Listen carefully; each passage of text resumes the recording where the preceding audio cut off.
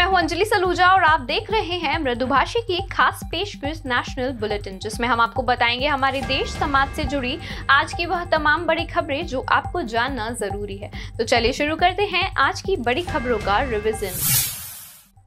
कर्नाटक में सरकार बनने के 7 दिन बाद मुख्यमंत्री सिद्धरामैया ने शनिवार को कैबिनेट का विस्तार किया। आज 24 नए मंत्री सरकार में शामिल किए गए। अब सरकार में कुल 34 मंत्री हो गए हैं। इसके साथ विभागों का बंटवारा भी कर दिया गया। मुख्यमंत्री सिद्धरामैया ने वित्त, कैबिनेट अफेयर्स, पर्सनल और एडमिनिस्ट्रेटिव रिफॉर्म्स, इंटेलिजेंस, इंफॉर्मेशन और जो विभाग किसी अन्य को नहीं दिए गए उनका प्रभार अपने पास रखा है। वहीं deputy CM DK Shivakumar को इरिगेशन, बेंगलुरु सिटी डेवलपमेंट का जिम्मा दिया गया है।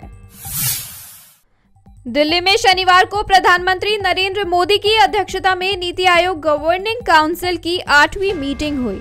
यह दोपहर 12 बजे से शुरू हुई थी, जो शाम 4:30 बजे तक चली। आज की बैठक में 8 प्रमुख विषयों पर चर्चा की गई। इनमें 2047 तक विकसित भारत, इंफ्रास्ट्रक्चर और इन्वेस्टमेंट अनुपालन का बोझ कम करना, महिला सशक्तिकरण, स्वास्थ्य और पोषण, कौशल विकास, क्षेत्र के विकास और सामाजिक बुनियादी ढांचे के लिए गति शक्ति शामिल है। प्रधानमंत्री नरेंद्र मोदी रविवार को नए संसद भवन के समारोह का उद्घाटन करेंगे। इससे पहले कई विपक्षी दल इसका बहिष्कार कर रहे हैं। इस बीच बहिष्कार को लेकर केंद्रीय मंत्री अनुराग ठाकुर ने कांग्रेस नेता राहुल गांधी पर तंज कसा है। उन्होंने कहा, कुछ लोग के संसद में आने पर रोक लगा दी गई है। एक बार वे सदन न चलाने के बहाने ढूंढते थे, आज वे बहिष्कार कर रहे हैं।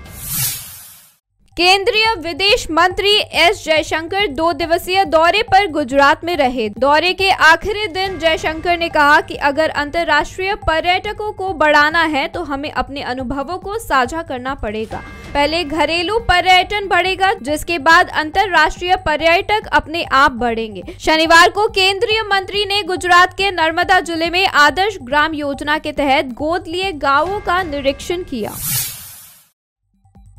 भारतीय कुश्ती संघ के अध्यक्ष ब्रजभूषण के खिलाफ पहलवानों का धरना जंतर मंतर पर जारी है। इस बीच योग गुरु बाबा रामदेव का गुस्सा ब्रजभूषण पर फूटा है। राजस्थान के भीलवाड़ा में बाबा रामदेव ने बिना नाम लिए कहा कि कुश्ती संघ का मुखिया रोज बहन बेटियों के बारे में बकवास करता है, उसे तुरंत अरेस्ट करना चाहिए।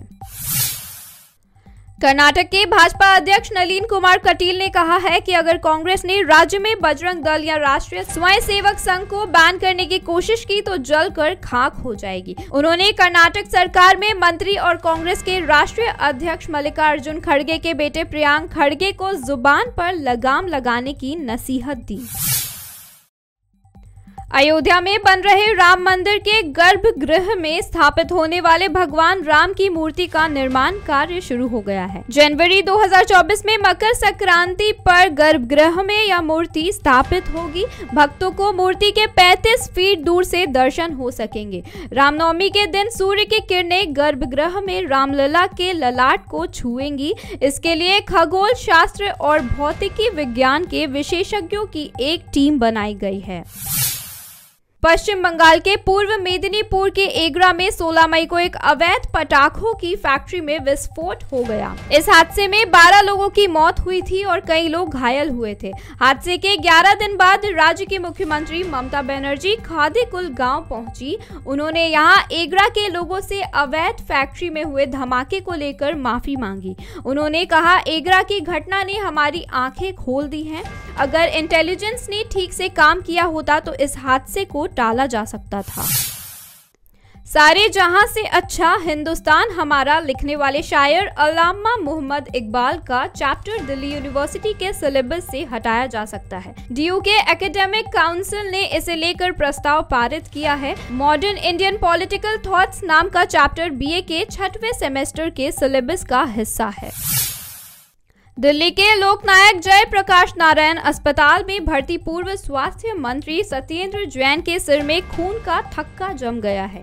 वह 25 मई को तिहाड़ जेल के वॉशरूम में फिसलकर गिर पड़े थे। हालांकि उनकी हालत स्थिर है। अब एमआरआई रिपोर्ट का इंतजार है। सत्येंद्र जैन के इलाज के लिए 4 सदस्यीय मेडिकल बोर्ड का भी गठन किया गया है।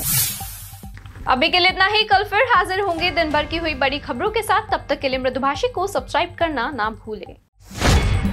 कल देखिए मृदुभाषी प्रदेश की खबरों का पंच MP Top 5 फेसबुक और YouTube पर सुबह 8:30 बजे।